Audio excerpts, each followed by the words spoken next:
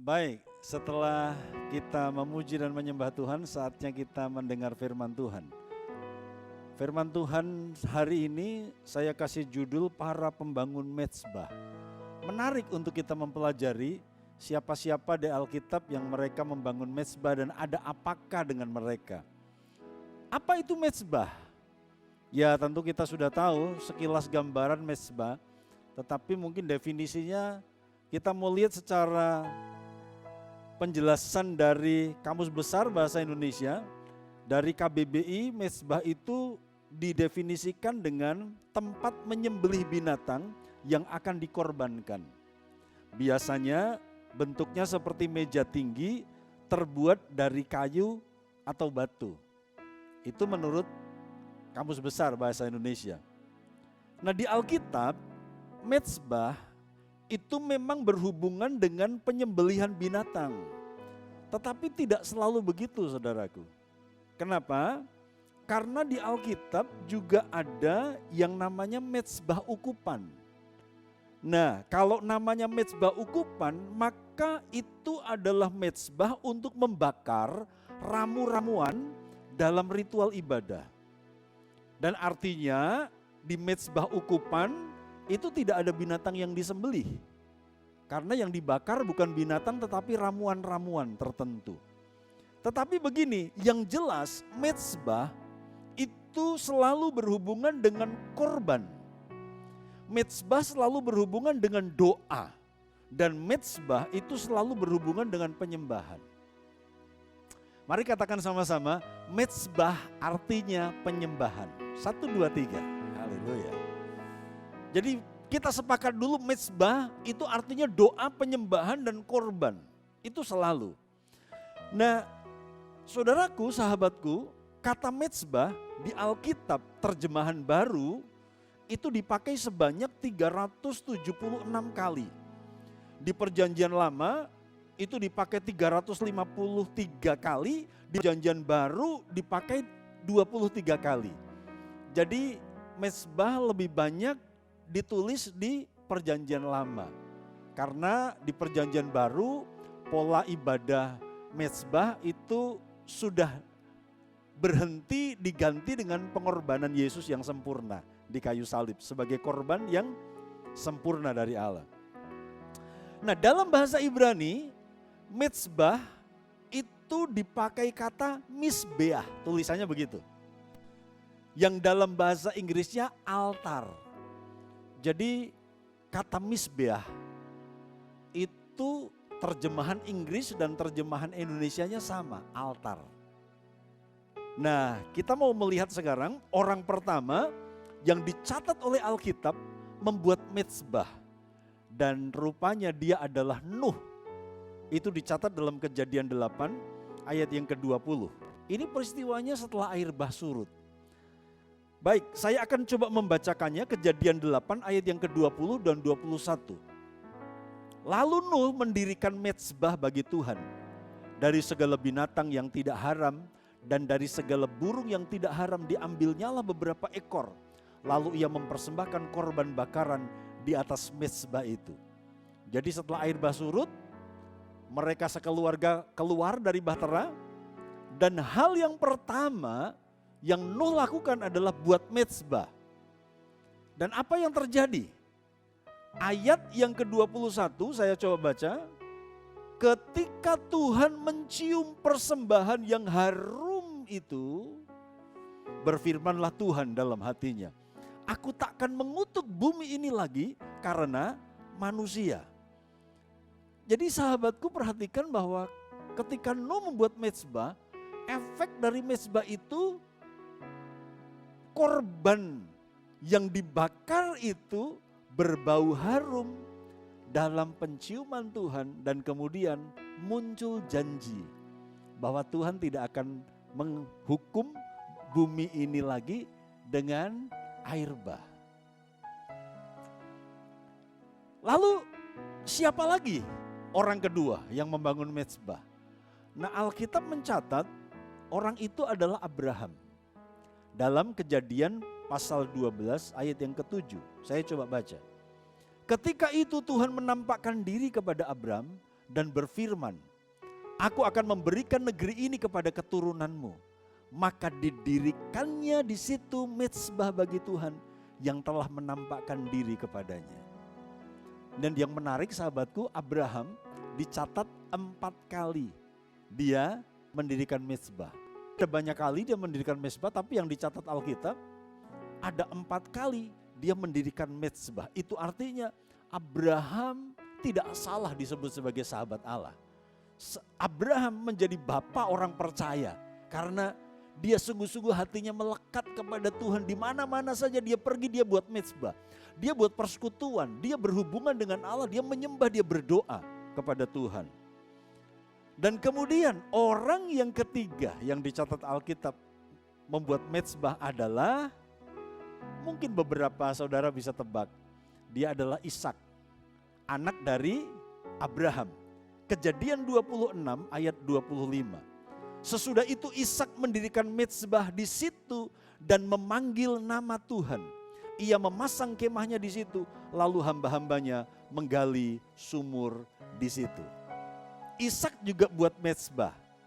Dan yang menarik berikutnya, ternyata anaknya Ishak yang bernama Yakub, dia juga membuat mezbah. Kebenaran yang dahsyat saya mau sampaikan kepada sahabat OBS dan Karisma Family adalah, ternyata ketika seseorang terbiasa membangun mezbah, maka anak cucunya akan melakukan hal yang sama. Bapak, Ibu, catat baik-baik. Abraham buat mezbah, Ishak buat mezbah, Yakub buat mezbah. Teladan iman, teladan ibadah, teladan persekutuan bersama dengan Tuhan. Dimulai dari orang tua, turun kepada anak-anak, sampai kepada cucu.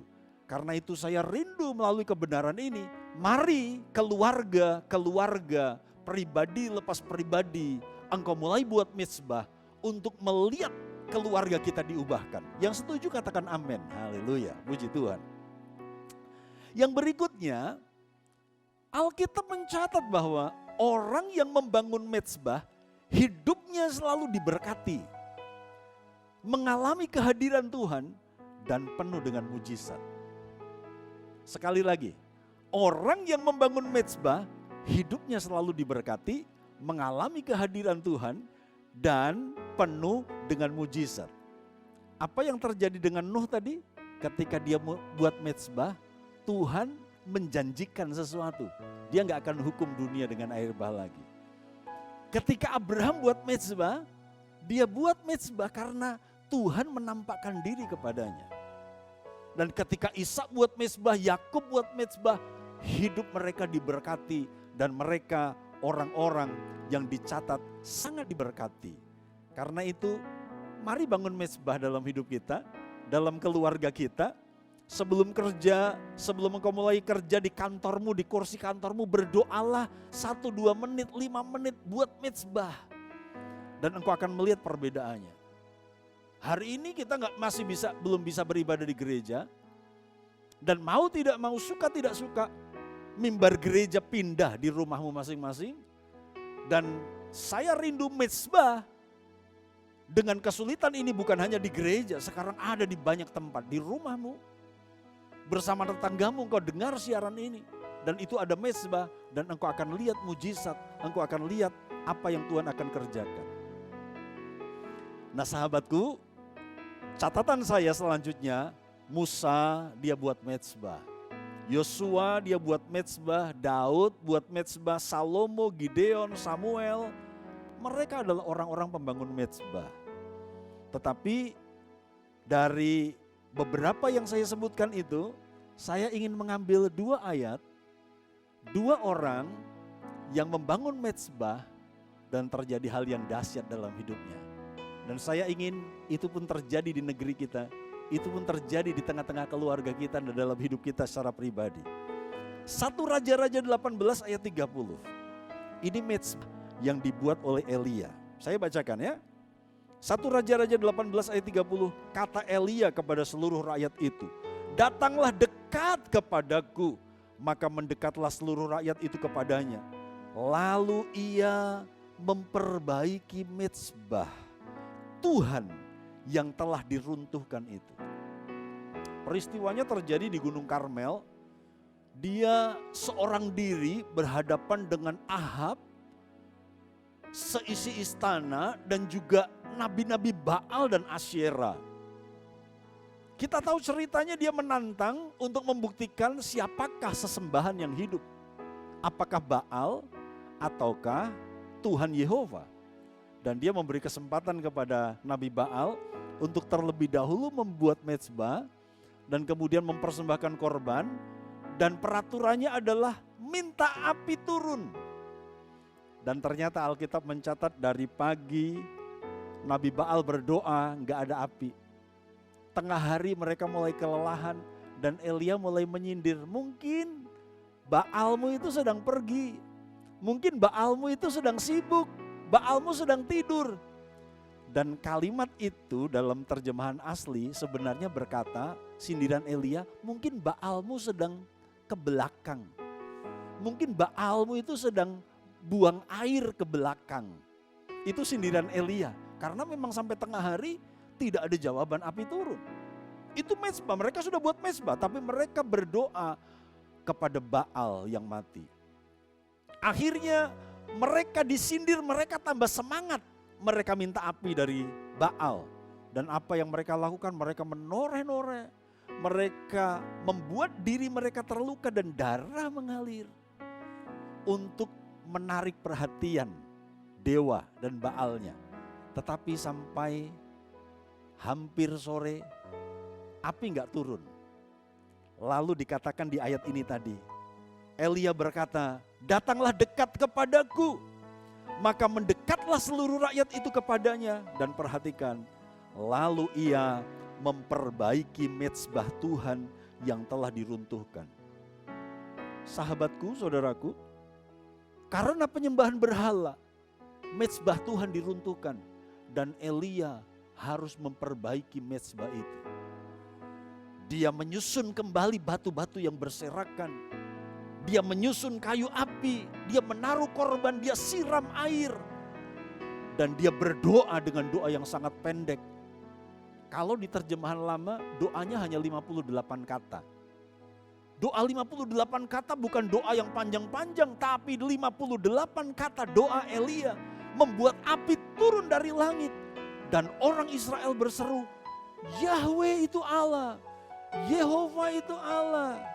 Dan mereka bertobat dari dosa penyembahan berhala. Dan hari itu nabi-nabi Baal dan Asyera dieksekusi.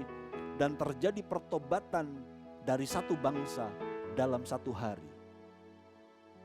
Bisakah itu terjadi di negeri kita? Pertobatan besar terjadi dalam satu hari.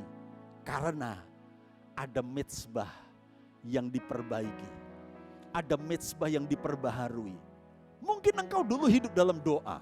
Mungkin engkau dulu seorang pendoa. Engkau tahu panggilanmu panggilan doa. Tapi hari ini engkau begitu malas berdoa. Engkau begitu sibuk dengan sosial mediamu. Engkau begitu sibuk dengan urusan-urusanmu yang lain. Engkau sudah membiarkan mezbah Tuhan tercerai berai. Mari bangun seperti Elia. Perbaiki mezbah itu. Dan lihat api akan kembali turun dalam hidupmu. Keluargamu dipulihkan, ekonomimu diberkati Tuhan. Dan engkau akan membuktikan bahwa Tuhan itu Tuhan yang hidup. Berbeda dengan para Baal yang disembah oleh nabi-nabi pada saat peristiwa itu terjadi. Ketika mezbah diperbaiki, api turun dari langit. Ayat yang terakhir, 2 Samuel 24 ayat 25. Ini Daud. Daud dia buat mezbah, saya bacakan. Lalu Daud mendirikan di sana mezbah bagi Tuhan dan mempersembahkan korban bakaran dan korban keselamatan. Maka Tuhan mengabulkan doa untuk negeri itu dan tulah itu berhenti menimpa orang Israel. Mungkin beberapa tahu ceritanya, Daud membuat kesalahan dengan menghitung pasukan. Dan kemudian Tuhan memberikan 3 pilihan hukuman. Tapi kemudian Daud menyerahkan hukuman itu, biarkan Tuhanlah yang menghukum, saya gak mau pilih. Dan akhirnya Tuhan menentukan terjadi balas sampar tulah selama 3 hari. Yang mati banyak, korbannya banyak. Dan tulah itu merajalela, menyebar, menjalar, menular. Dan kemudian ada perintah, kalau wabah mau berhenti, buat mezbah. Dan Daud dia membuat mezbah, korban bakaran.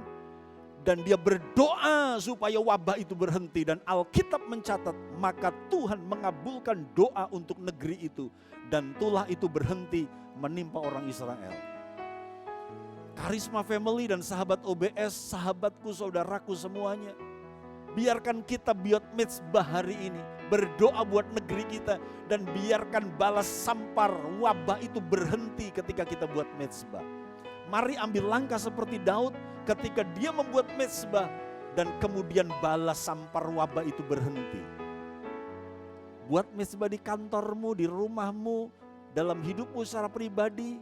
Mari kembali menyembah Tuhan. Kesimpulan untuk mengakhiri firman Tuhan hari ini. Mezbah harus didirikan atau dibuat. Mezbah nggak bisa berdiri sendiri. Engkau harus dengan sengaja membuat mezbah. Saya mau berkata dengan pesan profetik bahwa engkau harus dengan sengaja hidup dalam kehidupan doa. Karena tanpa itu berhala yang akan disembah. Mezbah harus didirikan, harus ada usaha. Yang kedua, mezbah Tuhan akan selalu berusaha diruntuhkan. Akan ada banyak kesibukan, akan ada banyak hal-hal yang lain yang akan membuat mezbah doamu itu runtuh. Akan ada banyak hal, hobimu, sosial mediamu, gamemu, itu membuat mezbahmu diruntuhkan. Tetapi bangun lagi hari ini. Yang ketiga, mezbah harus diperbaiki. Kalau sudah rusak, ayo perbaiki, belum terlambat. Tuhan masih menunggu doa kita. Dan yang terakhir, mezbah selalu identik dengan korban. Artinya perlu korban waktu, perlu korban tenaga, perlu korban materi, dan perlu korban pikiran. Karena itu mari berkorban, karena Tuhan pun sudah berkorban buat kita. Sebentar kita akan berdoa, tapi kita akan menyembah Tuhan dulu. Tuhan memberkati.